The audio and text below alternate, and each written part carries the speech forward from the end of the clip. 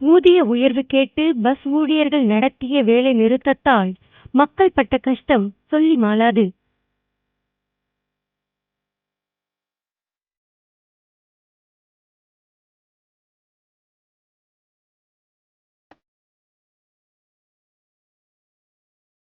₹1250 கோடி தமிழக அரசு வழங்கியதை அடுத்து 2 நாளில் போராட்டத்தை பஸ் ஊழியர்கள் வாபஸ் பெற்றனர். ஸ்ட்ரைக்கால் உண்டான பாதிப்புகளை பற்றிய ஓர் அலசல். மக்கள் அவதிப்பட்டாங்கன்றதை விட எங்களுக்கு ஒத்துழைப்பு கொடுத்தாங்க. அவங்க முதல்ல அவங்களுக்கு உண்டான ஒரு சிலர் வந்து வெளியே வரல, ஒத்துழைப்பு கொடுத்து வீட்டிலே இருந்துட்டாங்க. ரொம்ப அவசியமாக இருக்கிறவங்க மட்டும் தனியார் பேருந்துங்களும் அதில் இயக்கத்தில் ஓரளவுக்கு அவங்க பாஸ் பண்ணி போக முடிஞ்சது.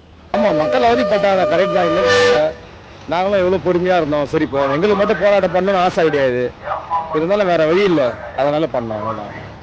பஸ் ஸ்ட்ரைக் பண்ணப்போ ரொம்ப கஷ்டமாக இருந்துச்சு. கரெக்ட் டைமுக்கு ஜாப்க்கு போக முடியல. ஸோ நிறையா பிரச்சனை இதனால். லைக் பீப்புள்ஸ் ரொம்ப கஷ்டப்பட்டாங்க தான். என்ன சொல்கிறது, யாருக்கும் அவங்க கன்வீனியண்ட்டாக இல்லை. ஸோ பஸ் அவங்களுக்கு தகுந்த டைமில் போகல. ஸோ அது நிறைய பீப்புள்ஸ் இது பண்ணாங்க. பட் அதுக்காக அவங்க ஸ்ட்ரைக் பண்ணது தப்புன்னு சொல்ல முடியாது. ஸோ அவங்களோட யூஸ்க்காக அவங்க ஸ்ட்ரைக் பண்ணாங்க. ஸோ அவங்களோட இதுவும் நம்ம பார்க்கணும். நம்ம கொஞ்சம் அட்ஜஸ்ட் பண்ணி தான் போகணும். பட் நிறைய பேர் ஆனால் கஷ்டப்பட்டு தான் இருந்தாங்க. அனைத்து தொழிலாளர்களும் ஓரளவுக்கு இல்லாமல் ஒரு முக்கால்வாசி பாகம் ஒன்றா சேர்ந்துருந்தாங்க. சேர்ந்ததுனால எங்களுக்கு ஒரு வெற்றி கிடைச்சிருக்கு. தொழிலாளர் ஒற்றுமையால் தான் இந்த போராட்டம் நிறைவு பெற்றுச்சு. ஆமாம், எல்லாமே ஒற்றுமையாக தான் இருந்தோம், அதனால் சக்ஸஸ் ஆச்சு. எங்கள் யூனியன் மூலமாக நம்புகிறோம்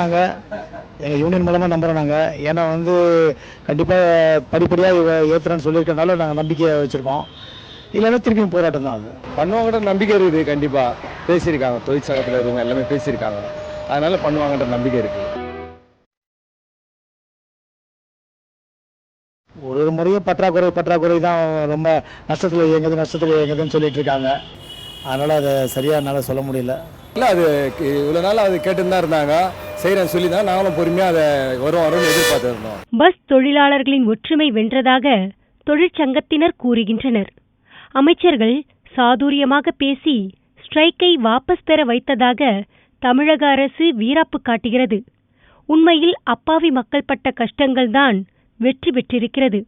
இதுதான் போராட்டத்தை முடிவுக்கு கொண்டு வந்தது என்றால் அது மிகையல்ல.